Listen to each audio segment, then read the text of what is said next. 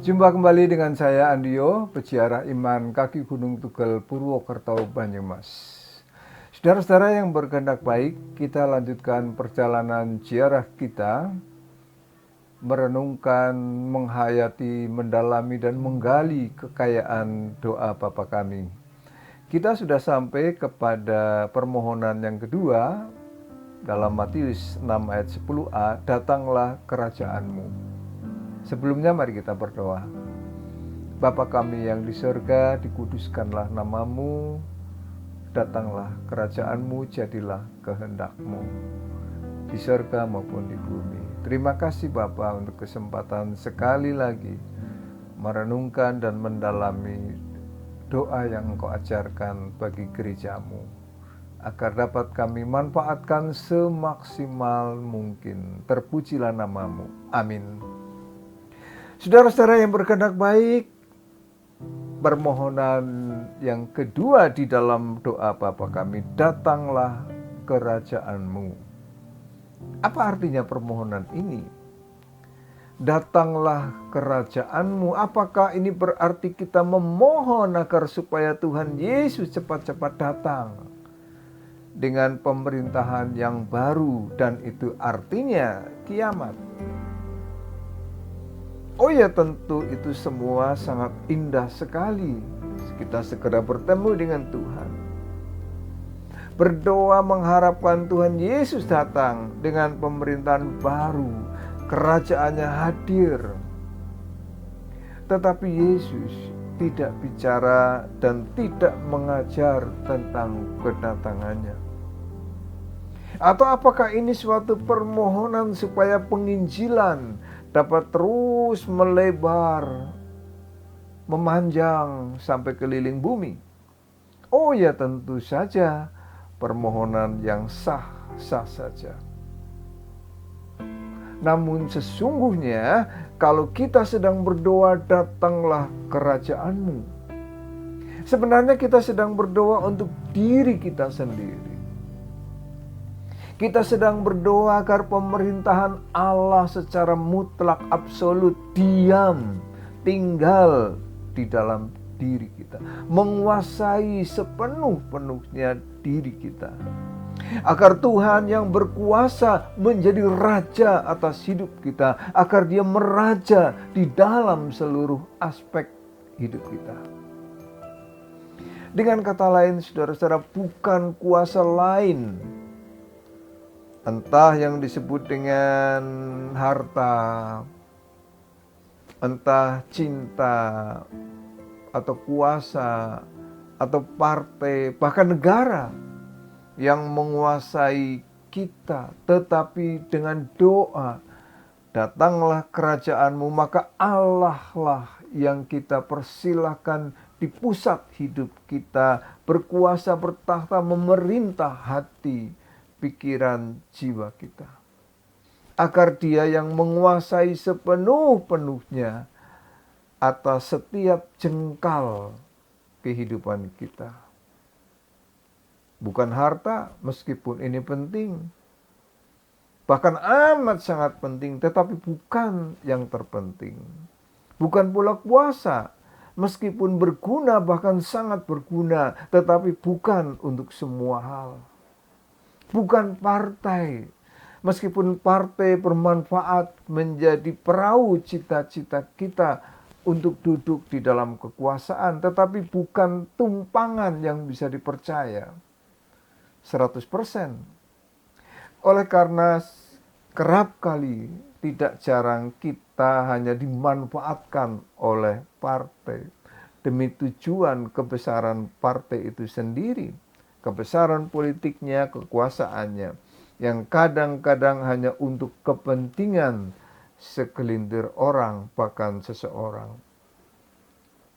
Tetapi kalau kita berdoa, datanglah kerajaanmu, artinya Tuhanlah yang harus berkuasa, bertakhta, memerintah, menguasai, mewarnai hidup kita. Tanpa pemerintahan yang lain, tanpa kabinet bayangan, tetapi mutlak, absolut pemerintahan Allah.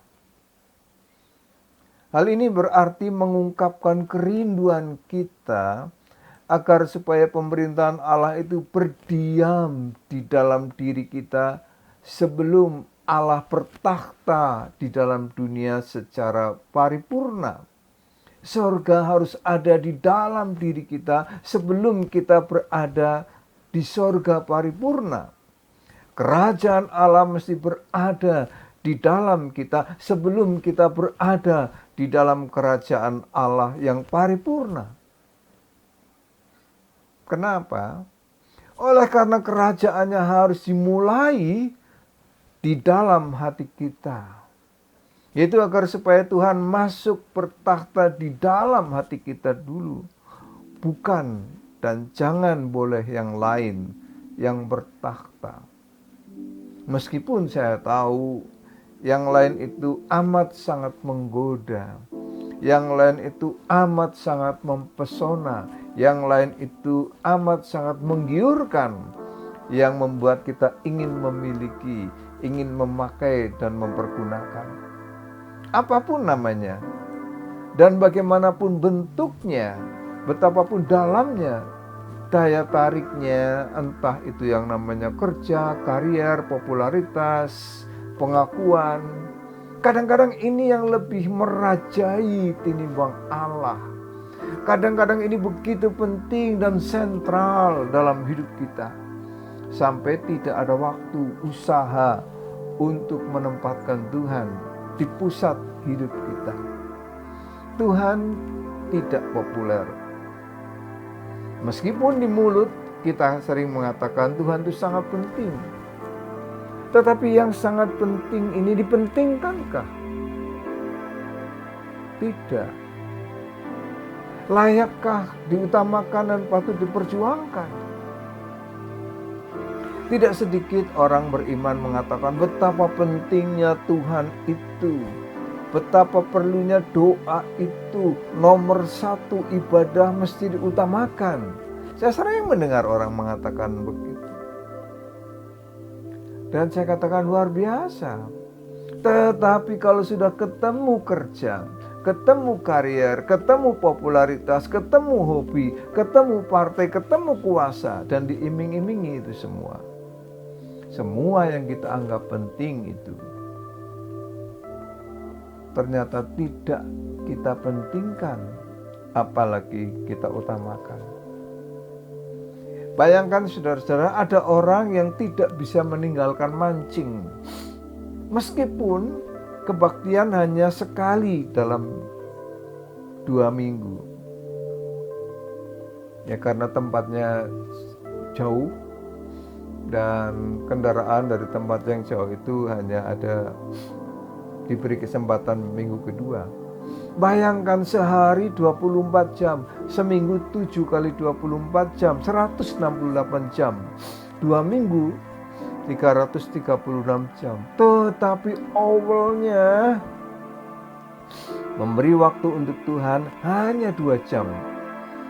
Paling lama 3 jam. Tuhan sungguh-sungguh tidak populer dan tidak mendapat tempat oleh kita. Meskipun doanya setiap kali, datanglah kerajaan-Mu. Tentu saja saudara-saudara, kerja itu penting. Bahkan menjadi salah kalau kerja ditinggalkan untuk ikut kebaktian. Tuhan juga tidak minta waktu yang kita tidak punya. Allah hanya meminta persembahan waktu, tenaga, dana yang kita punya, yang kita ada, yang kita mampu. Karena firman Tuhan mengatakan hanya apa yang ada padamu, bukan apa yang tidak ada padamu. Oleh karena itu saudara-saudara, jangan kita merasa bersalah. Kalau kita berdoa datanglah kerajaan-Mu tetapi Anda tetap bekerja. Tuhan tahu kok. Dan amat sangat memahami hal itu. Tetapi ketika kita berdoa datanglah kerajaan-Mu, tetapi kita ogah dengan waktu dan kesempatan yang ada, yang sesungguhnya itulah yang bisa kita berikan dan yang bisa kita pertanggungjawabkan kepada Tuhan. Ada waktunya, tetapi kita kadang-kadang over memberikannya. Di dalam perumpamaan talenta, Tuhan tidak marah dan menghukum orang yang tidak menghasilkan banyak. Tetapi Tuhan marah dan menghukum orang yang menguburkan, menyembunyikan talenta itu. Itu mereka yang tidak mengusahakan untuk mengembangkannya. Ada, tapi tiada. Bisa, tapi ogah. Mampu, tapi tidak mau. Para murid Yesus asli orang-orang kampung dari Galilea, daerah pelosok yang tidak populer. Tetapi mereka tidak kampungan. Mereka sadar bahwa mereka adalah wong cilik, tapi tidak licik. Mereka mau Tuhan memerintah di dalam hati mereka. Orang-orang ini selalu sadar. Ia tidak sempurna, tetapi dia percaya pada Allah yang sempurna. Ia tahu dirinya terbatas, tetapi dia percaya Tuhan yang tak terbatas. Ia tidak bisa banyak, tetapi ia yakin Allah adalah segalanya. Dampaknya, saudara-saudara, begitu Tuhan persilahkan masuk, memerintah, menguasai hidup mereka, maka dia akan masuk, menyentuh di semua segmen hidup kita. Dia akan masuk ke jaringan mental, jaringan emosional kita, baik pribadi maupun masyarakat, saat sibuk atau lagi santai, asal semua ditaklukkan pada kuasa kerajaannya. Francis Havergal pernah mengungkapkan kata-kata yang apik begini. Ambillah kehendakku dan buatlah menjadi kehendakmu. Ambillah hatiku karena hatiku adalah milikmu. Dia akan menjadi mahkota kerajaanmu. Saudara, indah sekali. Itu berarti kalau kita berdoa datanglah kerajaanmu, maka konsekuensinya doa ini adalah mengajak orang lain mesti melihat karakteristik kerajaan di dalam diri kita. Apakah dunia dapat melihat bahkan mengalami bahwa di dalam diri kita ada aura kerajaan. Coba biasanya kita bisa menggambarkan ini wajah pria atau orang biasa. Dari wajahnya, dari cara bicaranya, nada bicaranya, respon bicaranya, itu orang biasanya pandai untuk melihat ini. Terbaca. Nah, apapun yang tergambarkan, kalau kita menyebut anak setan, maka kita biasanya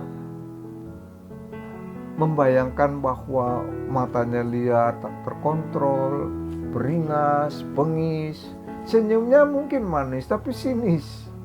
Nah, sikapnya kasar, tidak bisa memberi hormat pada orang.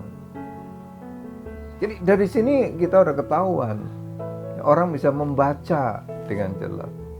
Maka ketika kita berdoa datanglah kerajaan, artinya kita membiarkan Tuhan meraja dalam hidup kita, di dalam waktu kita, kerja yang kita miliki, pelayanan yang dipercayakan kepada kita, maka karakteristik kerajaan nampak. Aura kerajaan terbaca di dalam diri kita. Sampai di sini perjalanan ziarah kita ketemu dalam perjalanan selanjutnya. Tuhan beserta kita. Amin.